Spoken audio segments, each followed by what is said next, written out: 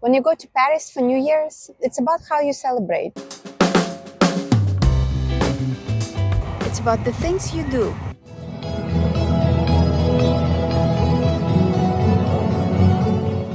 The unexpected moments you stumble into. Police on horseback cruising the streets. Not something you see every day. And what in the world is this? Perfume to go? It's also about the food you eat.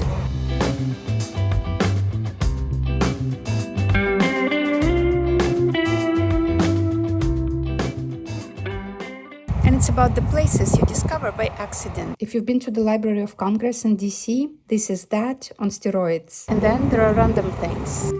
Floating hotel? That's actually pretty cool. If you ever lived in the US, you know how travel works. Europe trips are planned months in advance. You lock in exact dates, hunt for flights, and pray prices don't explode.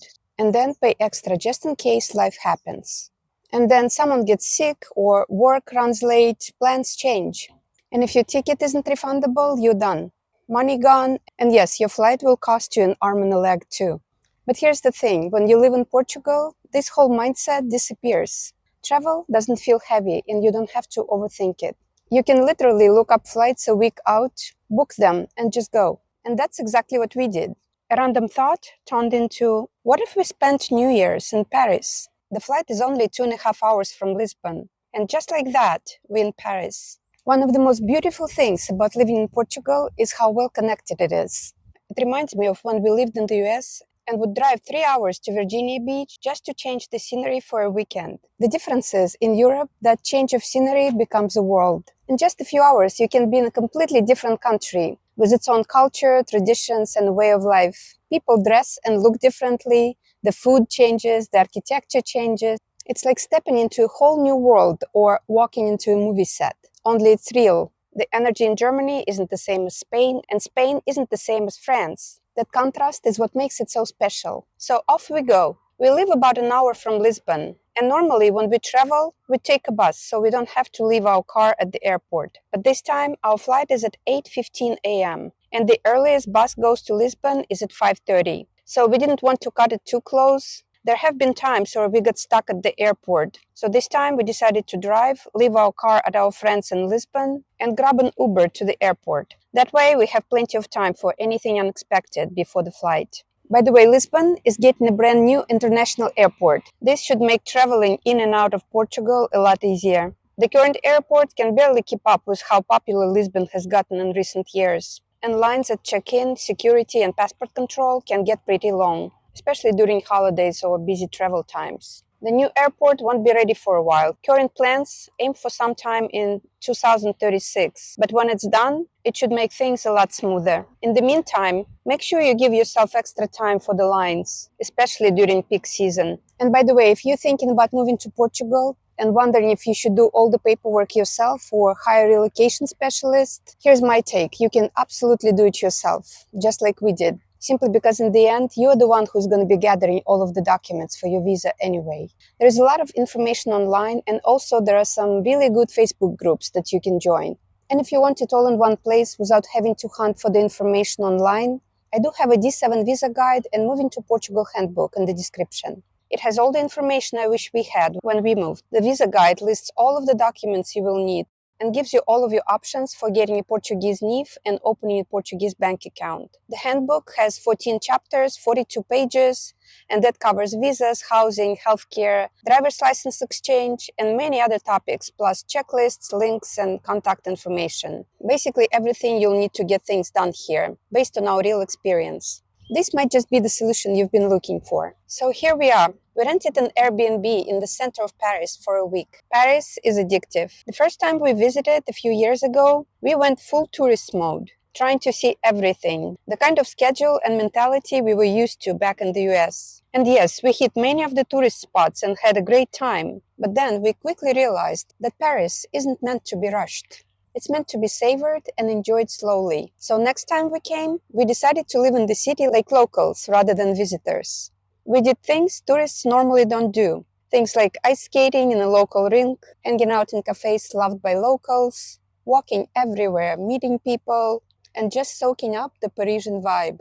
This time, we're keeping it even simpler. We plan to explore a lot of the Paris on foot, wander, and let the city surprise us. Okay, so the flight to Paris. It was probably one of the smoothest and easiest we've had.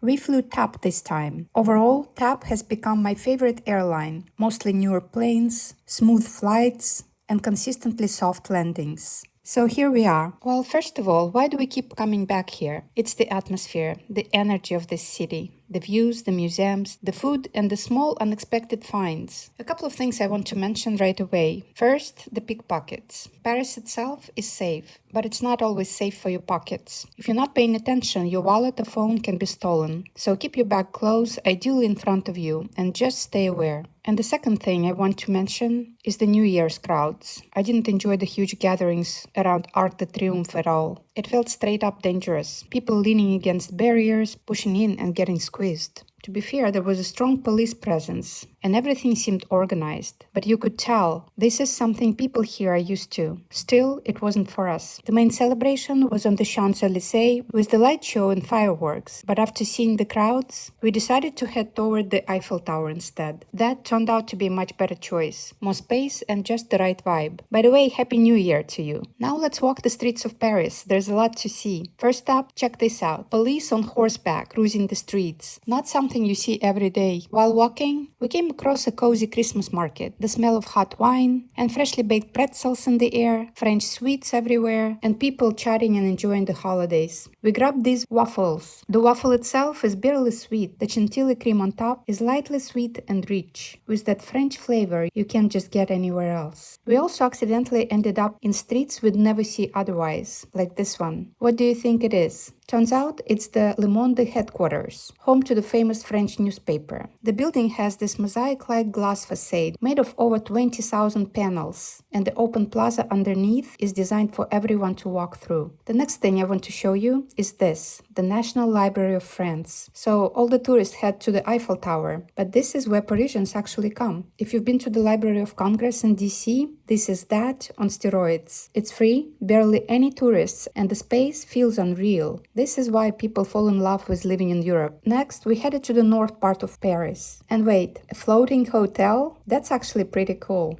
And now the food. This pavlova might be the best dessert we've had in the whole trip. I don't know how they do it, so simple, and yet unlike anything you'd get outside France. Of course, we had to check out some influencer spots like this one. And I have to mention one of the most French street foods. These cheese-lace galettes. Look at that. Isn't that so cool? That crunchy melted cheese makes me want to bite a piece right now. We also went to a jazz club. Small, cozy, with live music you can really feel. Now check this out. A nice ring in the center of Paris. Huge glass roof, lights, and cosmic playlist that makes this whole place feel like a disco on ice. The music, the lights, the space, it's totally immersive and unforgettable. And what in the world is this? Perfume to go? Is this in case you run out of perfume while grabbing a baguette or running errands? Yeah, I think I'll skip that one. And one last thing I wanted to note, the French don't care about fashion trends. Instead, they go for quality, comfort, style, and confidence. Every visit to Paris, even a short one, feels unforgettable. Living in Portugal gives us the freedom to just pick up and go. And that's something I never take for granted. So on our way back, we flew Transavia. It's a Dutch-French airline I was honestly surprised I hadn't heard of before.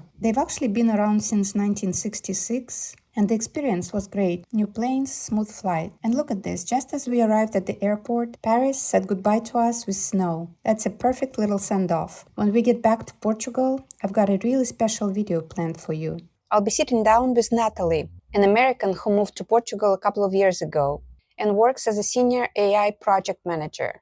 We'll talk about what life here is really like, how she thinks about work and success after moving abroad, and whether you can actually build a serious tech career while living in Portugal. So if you're curious about what it's really like to combine a global tech career with day-to-day life in Portugal, the next conversation will definitely be worth your time.